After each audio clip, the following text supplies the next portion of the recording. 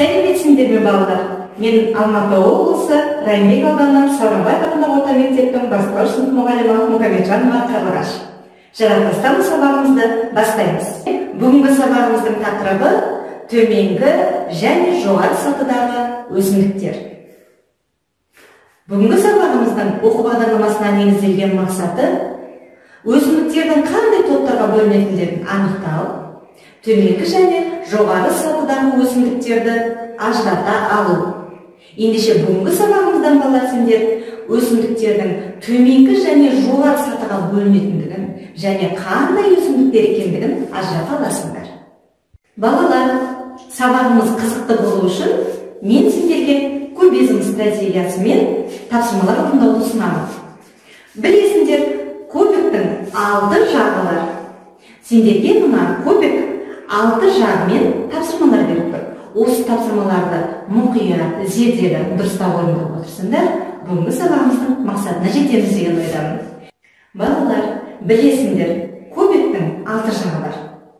Бізге берілген кубиктің тапсырмалары: бірінші жағы зерттеңіз, екінші салыстырыңыз, үшінші талдаңыз, төртінші жинақтаңыз, бесінші салыстырыңыз, және 6-шы соңғысы қорытындылаңыз деп аталады.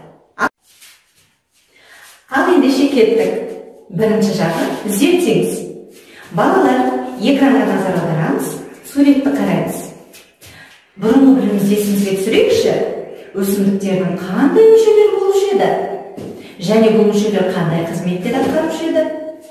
Ал мүшелері болмайтын өсімдіктер болуы мүмкін бе? Осы туралы сәл ойланып көрейік. Дұрыс айтасыңдар балалар.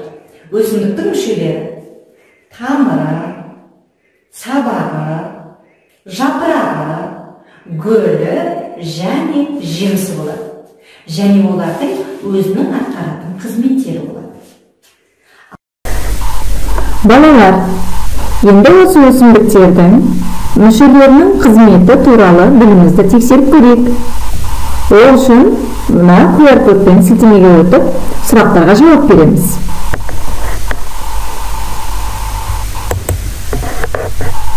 Ойынымызды бастайық. Өсімдік мүшелерінің атқаратын қызметіне сәйкестендір. Тыныс алу.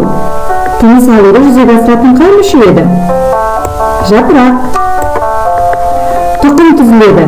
Өсімдіктің қай мүшесінде тұқым түзіледі? Қойып көрейік. Жеміс. Қоректі заттарды сіңіреді.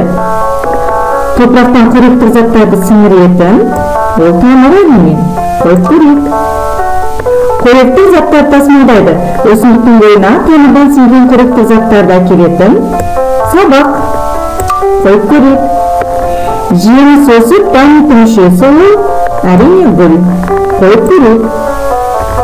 Тексереміз. Өте жақсы балалар. Өткен бөлім естеріңе түсті деп ойлаймын. Ендеше зерттеудің сұрағын нақтылау үшін келесі салыстырайық. Балалар, мұнда өсімдіктер 2 топқа біріктірілген. 2 топта суретте өсімдіктер көріп тұрмыз.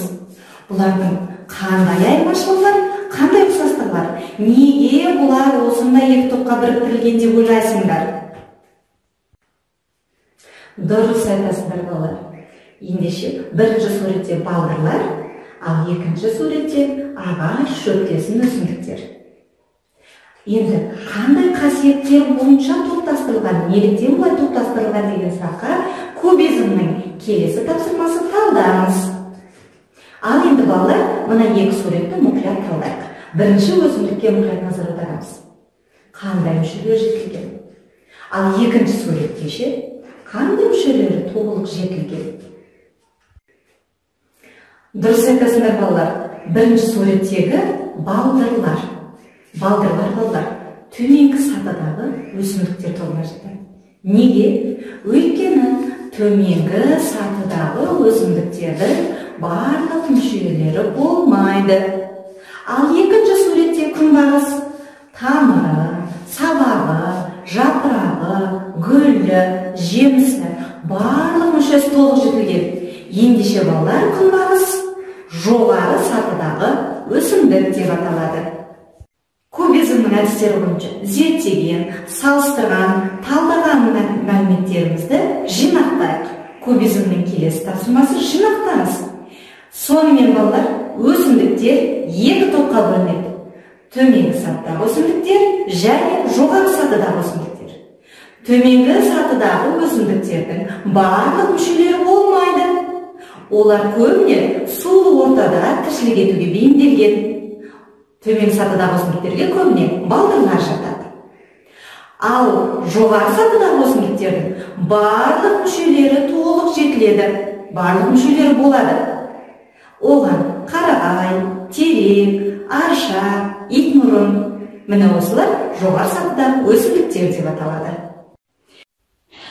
Балалар, сабағымызды балдырлар туралы қызықты мәліметтермен, видеомен жалғастырамыз. Балдырлар төменгі сатыдағы су өсімдіктері.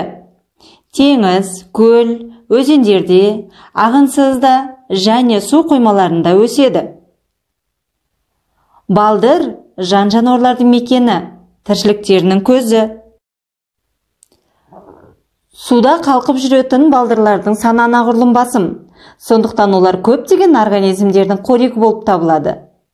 Ағынсыз суларда өсетін балдырлар шіріп, сапропельге айналады.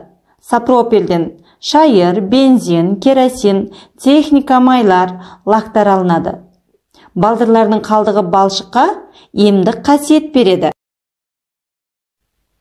Құнары өте бай, тағам ретінде пайдаланылатын балдырларда болады.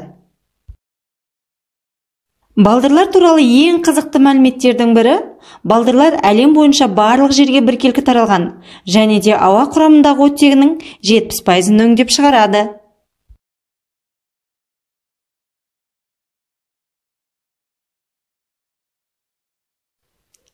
Балалар, сіздер видеодан балдырлардың түрлері туралы тамашалап, қысқаша мәлімет алдыңыздар. Балдырлар туралы толығырақ біз келесі төменгі сатыдағы өсімдіктер деп аталатын келесі сабағымызда анығырақ тоқталатын боламыз. Ендеше келесі сабаққа дайындық сұрағы. Ойланып көріңіздерші және ізденіңіздер. Егер балдырлардың мүшелері болмаса, тамыры, сабағы болмайтын болса, онда олар қалай өсіп көбейеді? Қалай дамиды? Қалай тіршілігін жалғастырады деп ойлайсыңдар? Осы сұрақ төңірегінде келесі сабаққа ізденіп көріңіздер.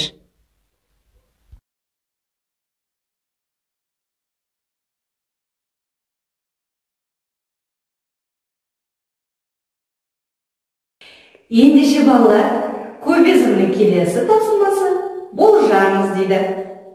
Қанекей, бәріміз мұқият ойланып болжап көрейікші. Жер бетіндегі барлық өсімдіктердің ішінде ең көп таралғаны қайсысы? Жоғары сатыдағы өсімдіктер ме, төменгі сатыдағы өсімдіктер ме? Дұрыс айтасыңдар әрине. Біздің айналамыздағы қоршаған өсімдіктердің ішінде ең көп таралғаны жоғары сатыдағы өсімдіктер. Сонымен, жаңадан игерген білімімізді қорытындылайық. Кубизмнің соңғы тапсырмасы қорытындылаңыз деп тұр. Ендеше балалар, осы қорытынды бөлімді дәптерімізге жазып, мұқият есімізге сақтаймыз. Өсімдіктер екі топқа бөлінеді. Жоғары сатыдағы өсімдіктер, төменгі сатыдағы өсімдіктер. Жоғары сатыдағы өсімдіктердің мүшелері болады, төменгі сатыдағы өсімдіктердің мүшелері болмайды. Балалар, алған білімімізді қорытындылау үшін Young Ups формасында жаттығу орындайық. Ол үшін QR-код арқылы осы сілтемеге өтіңіздер.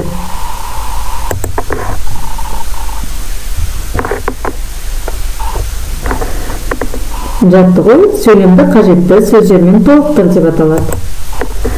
Қанекей, сөйлемді оқи отырып, қажетті сөздермен толықтырамыз. Өсімдіктер сатыдағы және сатыдағы деп бөлінеді.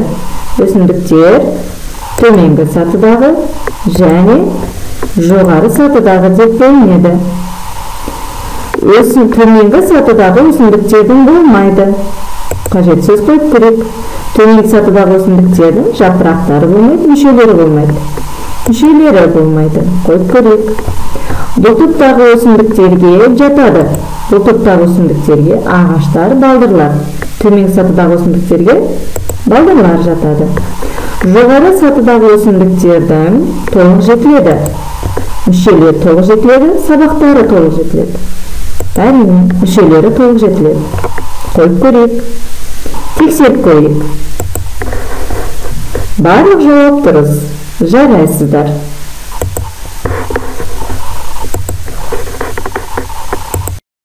Балалар, бүгүнкү такырыбымыз сиздерге түсінікті деп ойлаймын.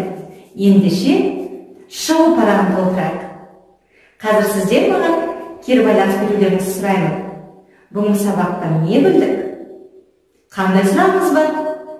Және пікірлеріңіз бар болса, маған төмендегі сілтемеге жазып, кері байланыс жіберулеріңізді сұраймын. Сабағымыз аяқталды. Сау болыңдар.